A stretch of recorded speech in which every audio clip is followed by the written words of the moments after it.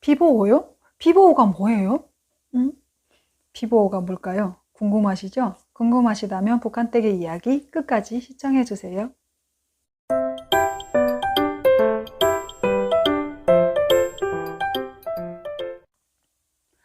안녕하세요. 반갑습니다. 북한댁입니다. 잘 지내고 계신가요? 코로나 바이러스가 계속해서 확산되고 있어서 너무 걱정들 많으시죠? 코로나 바이러스 때문에 힘든 시간을 보내고 있는데 또 좋은 소식도 들려서 너무 감동이었습니다. 우려진 분들이 생업도 포기하시고 현지에 내려가셔가지고 봉사활동도 하신다 그러고 기부 행렬도 계속해서 이어지고 있고 또 대구 분들을 응원하는 응원의 메시지 글도 너무 많이 올라오고 있어서 제가 그거 보고 감동받았거든요.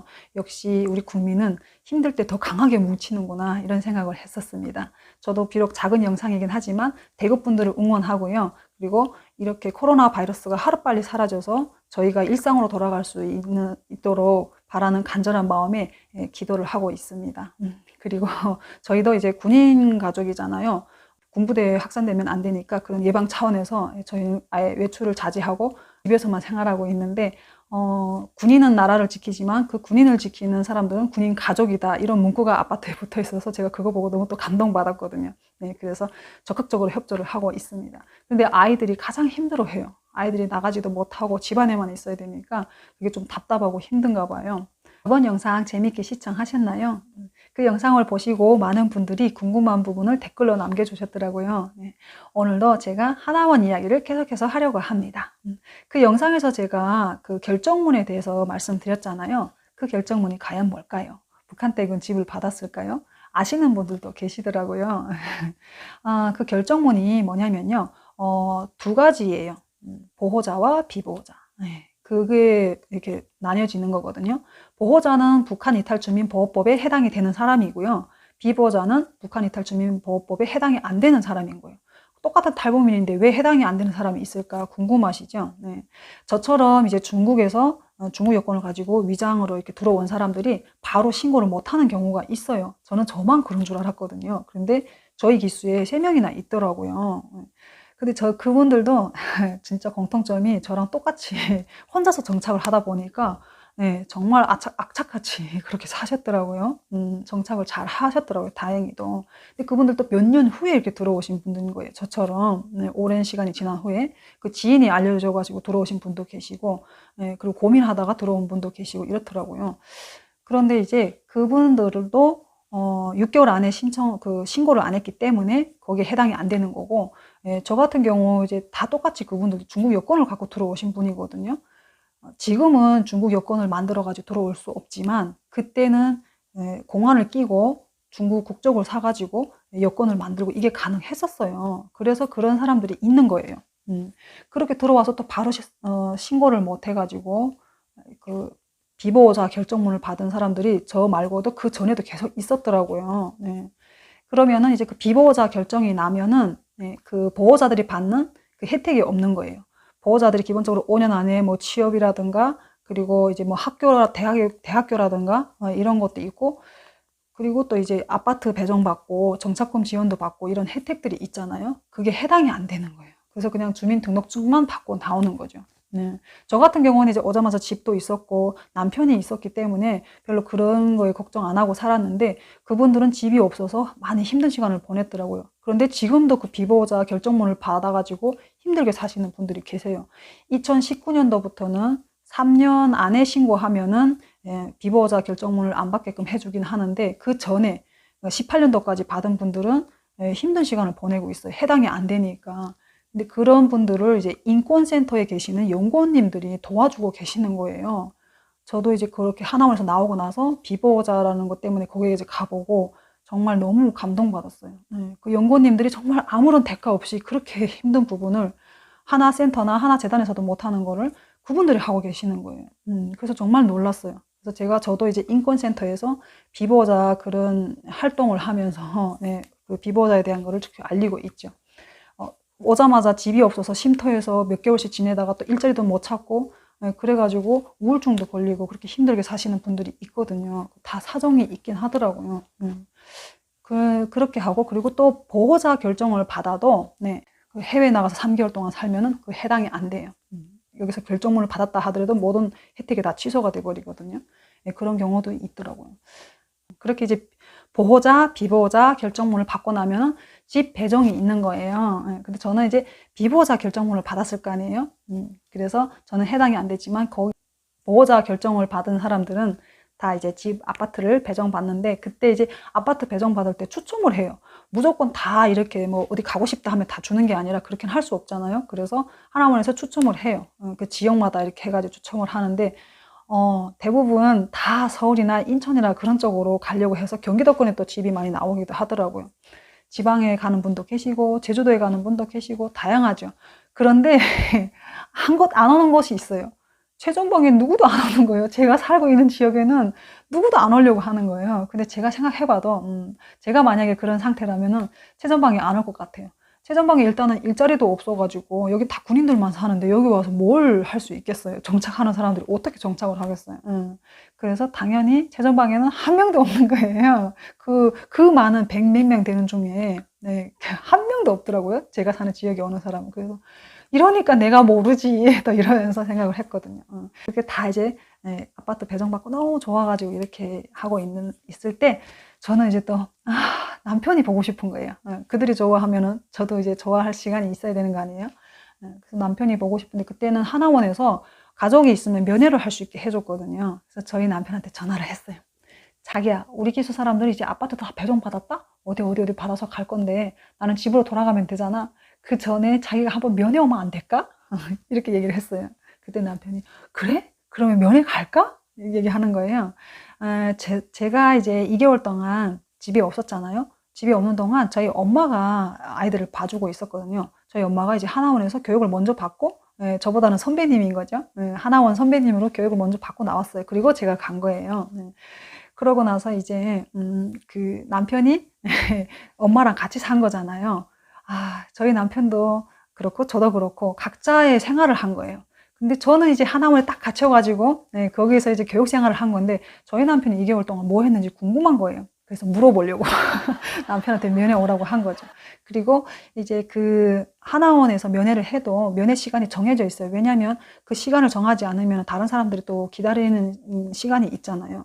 그래서 정해져 있는데 그 정해져 있는 면회 시간이 저에게 너무 설레고 소중한 시간인 거예요. 제가 나가면 남편하고 그렇게 뭔가 애틋하게 막 떨어져 있던 시간을 만날 수 있는 그런 게 없잖아요. 그런 감정을 느낄 수 있는 게 많지 않아서 그 시간에 이제 면회를 오라고 한 거죠. 그때 남편이 진짜 면회를 신청해서 온 거예요.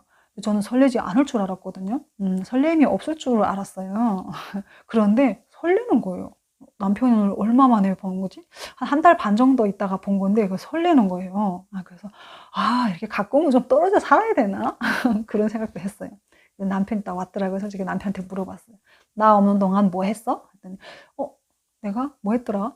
이렇게 말을 제대로 못 하더라고요. 그래서 딱 기다려. 내 집에 가서 자기한테 다 물어볼 거야. 이러면서 했는데 남편이 이제 그때 제가 먹고 싶은 음식이라든가 이런 거를 이제 다 사갖고 와가지고 밖에 음식을 또 먹어보니까 색다르더라고요. 그 하나원에서 먹는 음식이랑 이제 남편이 직접 갖고 온 음식은 또 다르잖아요. 그래서 또 밖에 음식을 한번 맛보고 이렇게 하는데 정말 좋은 시간이었어요.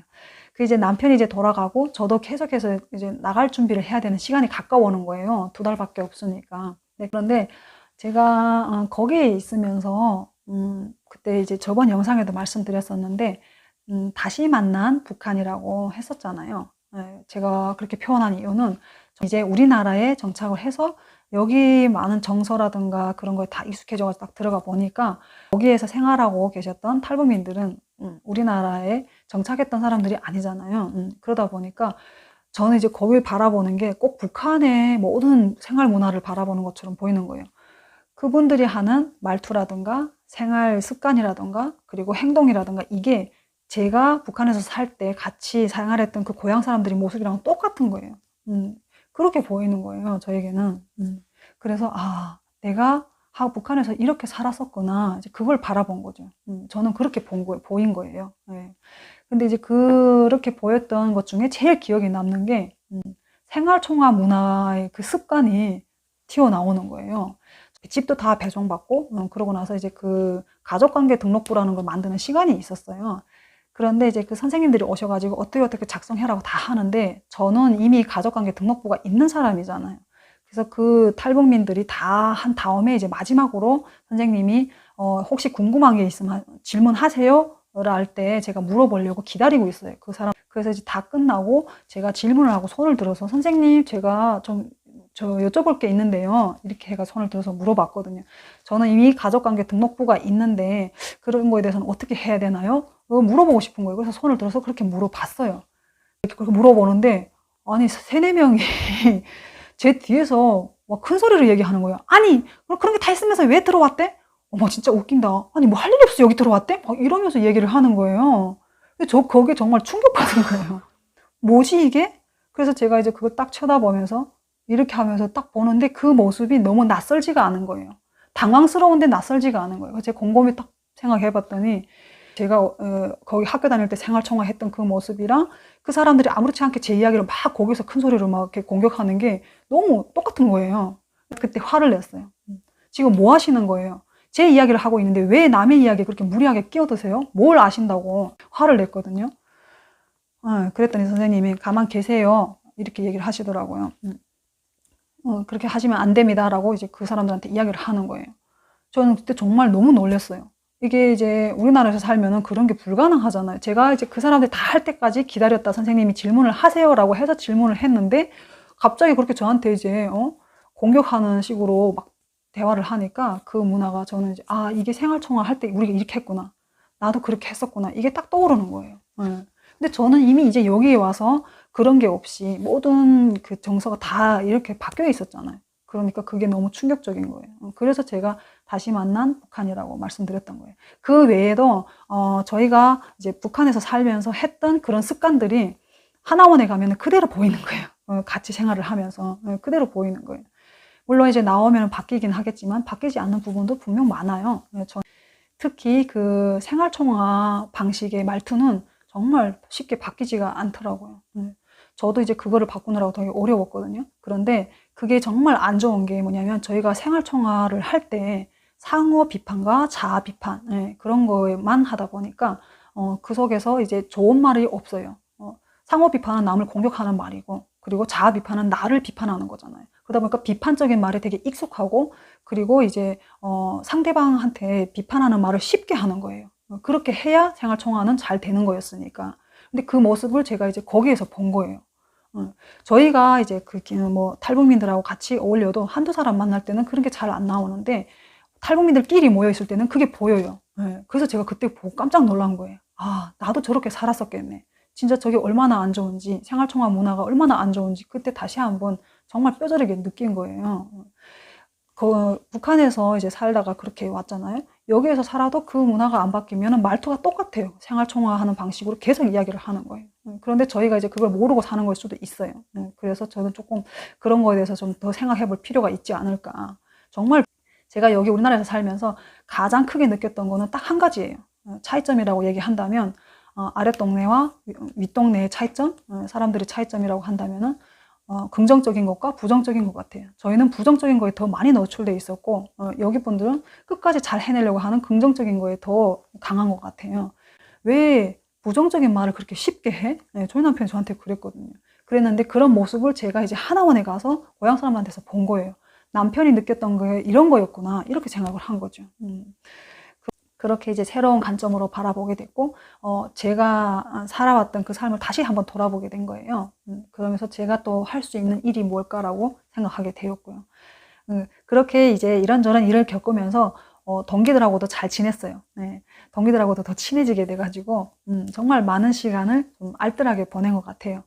그리고 이제 그 시간이 다 흘러가지고 저는 이제 나갈 때가 된 거예요. 그런데 같은 동기들하고는 못 나가고 제가 한 달을 먼저 나왔어야 돼가지고 같은 동기들하고는 못 나오고 선배 그 기수하고 나오게 된 거예요. 근데 그러다 보니까 제 기수가 좀 여러 개예요. 한 3개 정도 되나? 조사받았던 기수, 그 다음에 같이 교육받았던 기수, 그리고 나왔던 기수 이래가지고 여러 개예요. 그래서 어떤 기수를 말해야 될지 잘 모르겠어요. 근데 그 선배 기수가 나올 때 후배 기수들이 선배 기수들한테 응원의 차원에서 이제 그런 공연을 준비를 해요. 근데 사실은 제가 이제 선배 기수랑 같이 나와야 되다 보니까 그 공연을 그런 공연을 볼 수가 없잖아요. 대신 이제 그때 제가 선물을 하나 해주고 싶었어요. 그 선배 기수님들한테. 저는 이미 이제 우리나라에 다 정착을 했기 때문에 어떻게 살아가야 되는 건지, 정착하는 거에 어떤 어려움이 있는지를 알잖아요.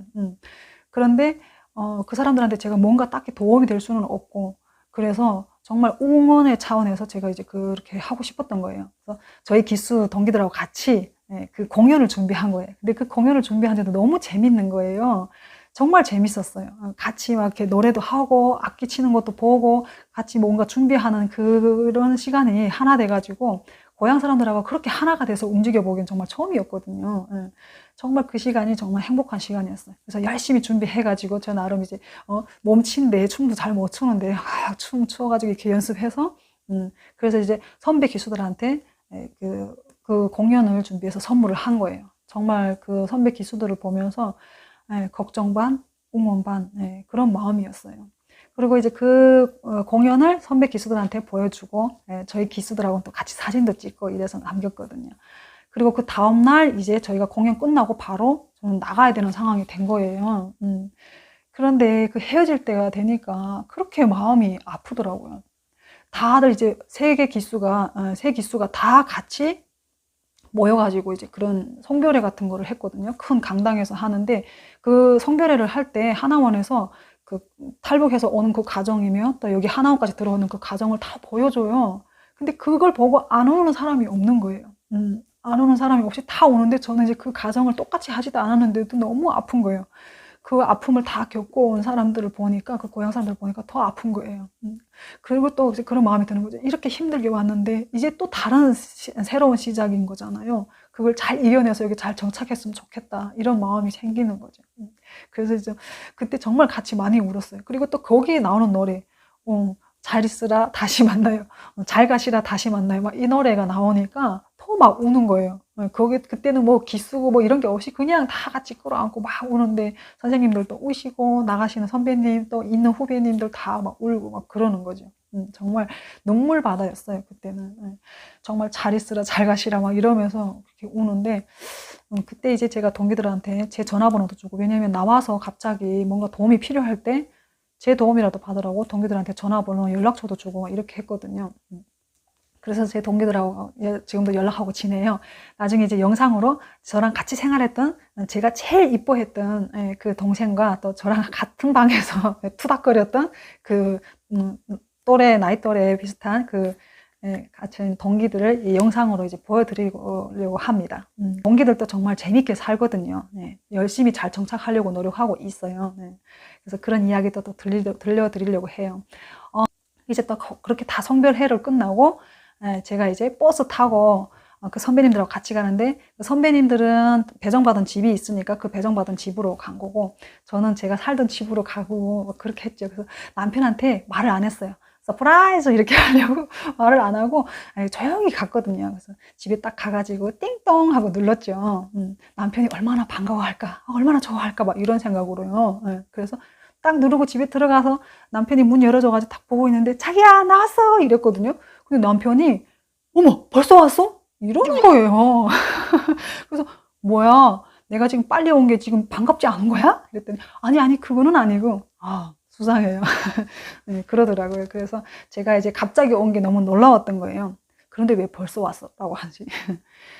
이제 저희 구독자님들께 제가 기본적으로 저희 남편과 만나고 또 이렇게 하나원까지 가가지고 진정한 자유를 찾는 것에 대한 이야기를 이제 오늘까지는 다 이렇게 들려드렸습니다.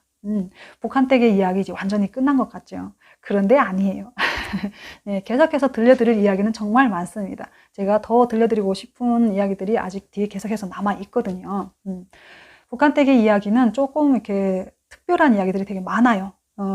그리고 이제 저희 가족은 남남북녀 커플로, 저희 동생도 남남북녀고 저도 남남북녀고, 이래서 어떻게 보면 남과 북이 같이 사는 가족의 이야기잖아요. 정말 다양한 남과 북의 이야기가 많아요. 그래서 앞으로 계속해서 북한댁의 이야기는 흥미진진하고 재밌으니까요. 끝까지 시청해 주시고요. 북한댁의 이야기 좋아요, 구독 꾹꾹 눌러주세요. 오늘도 함께 해주셔서 정말 감사합니다.